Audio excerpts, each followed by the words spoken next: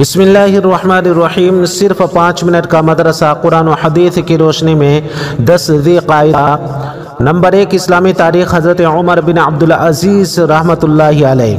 حضرت عمر بن عبدالعزیز رحمۃ اللہ علیہ کی پیدائش سن 61 ہجری میں ہوئی۔ آپ رحمۃ اللہ علیہ کی ماں ام عاصم حضرت فاروق اعظم رضی اللہ تعالیٰ عنہ کی پوتی تھیں۔ اس رشتہ کی تاریخ یہ ہے کہ ایک مرتبہ حضرت عمر رضی اللہ تعالیٰ عنہ نے اپنے زمانہ خلافت میں یہ اعلان کرایا کہ کوئی دودھ میں پانی نہ ملائے۔ اسی زمانہ میں ایک رات گشت پر تھے کہ ایک گھر سے آواز آئی، بیٹی صبح ہو رہی ہے، دودھ میں پانی ملا دے۔ بیٹی نے جواب دیا کہ اماں، آپ کو معلوم نہیں کہ امیر المؤمنین نے اس سے منع فرمایا ہے؟ ماں نے کہا کہ امیر المؤمنین اس وقت کہاں ہیں؟ ان کو کیا خبر؟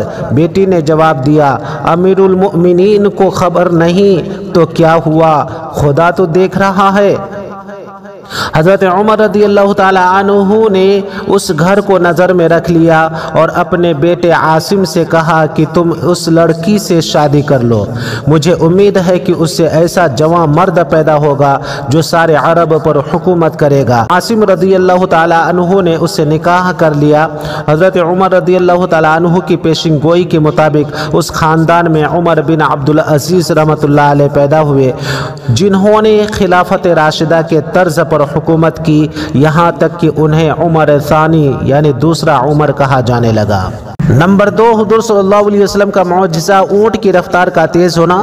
حضرت جابر رضی اللہ تعالیٰ عنہ سے روایت ہے کہ ایک سفر میں میں آپ صلی اللہ علیہ وسلم کے ساتھ تھا، میرا اونٹ اتنا تھک گیا تھا کہ چل نہیں سکتا تھا۔ آپ صلی اللہ علیہ وسلم نے فرمایا، تمہارے اونٹ کو کیا ہو گیا ہے؟ میں نے کہا، تھک گیا ہے۔ آپ صلی اللہ علیہ وسلم نے اس اونٹ کو ہانکا اور اس کے لیے دعا کی۔ آپ صلی اللہ علیہ وسلم کی دعا کی برکت سے اس اونٹ کا یہ حال ہو گیا کہ سب اونٹوں سے آگے چلتا تھا۔ بخاری شریف۔ نمبر 3، ایک فرد کے بارے میں قضا نمازوں کی ادائیگی۔ رسول اللہ صلی اللہ علیہ وسلم نے فرمایا، جو کوئی نماز پڑھنا بھول گیا یا نماز کے وقت سوتا رہ گیا تو اس کا کفارہ یہ ہے کہ جب یاد آئے اسی وقت پڑھ لے۔ ترمذی شریف۔ اگر کسی شخص کی نماز کسی عذر کی وجہ سے چھوٹ جائے یا سونے کی حالت میں نماز کا وقت گزر جائے تو بعد میں اس کو پڑھنا فرض ہے۔ نمبر 4، ایک سنت کے بارے میں زمزم پینے کی دعا۔ حضرت ابن عباس رضی اللہ تعالی عنہما جب زمزم پیتے تو یہ دعا فرماتے، اللہم انی اسألک علما نافعا ورزقا واسعا وشفاء من کل داء۔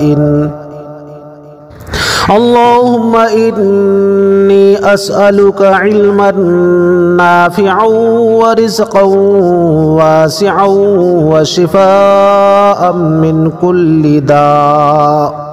اے اللہ، میں تجھ سے نفع بخش علم، کوشادہ روزی اور ہر بیماری سے شفا کا سوال کرتا ہوں۔ مستدرک۔ نمبر 5، ایک اہم عمل کی فضیلت، علم سیکھنے کی حالت میں موت آنا۔ رسول اللہ صلی اللہ علیہ وسلم نے فرمایا، اسلام کو زندہ رکھنے کی غرض سے علم حاصل کرنے کے دوران جس کی موت ہو جائے تو جنت میں اس کے اور نبیوں کے درمیان صرف 1 درجہ کا فرق ہوگا۔ دارمی۔ نمبر 6، ایک گناہ کے بارے میں، یتیموں کا مال مت کھاؤ۔ قرآن میں اللہ تعالیٰ فرماتا ہے، یتیموں کے مال ان کو دیتے رہا کرو اور پاک مال کو ناپاک مال سے نہ بدلو، اور ان کا مال اپنے مالوں کے ساتھ ملا کر مت کھاؤ، ایسا کرنا یقیناً بہت بڑا گناہ ہے۔ سورہ نساء۔ نمبر 7، دنیا کے بارے میں، دنیا چاہنے والوں کے لیے نقصان۔ قرآن میں اللہ تعالیٰ فرماتا ہے، جو شخص آخرت کی کھیتی کا طالب ہو ہم اس کی کھیتی میں ترقی دیں گے، اور جو دنیا کی کھیتی کا طالب ہو کہ ساری کوشش اسی پر خرچ کر دے تو ہم اس کو دنیا میں سے کچھ دے دیں گے، اور ایسے شخص کا آخرت میں کوئی حصہ نہیں۔ سورہ شورى۔ نمبر 8، آخرت کے بارے میں زیادہ عمل کی تمنا۔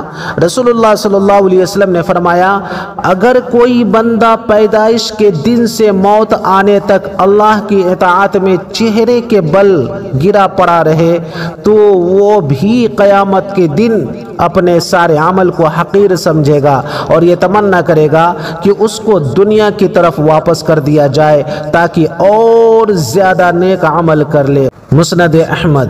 نمبر 9، طب نبوی سے علاج، بیماریوں سے بچنے کی تدبیر۔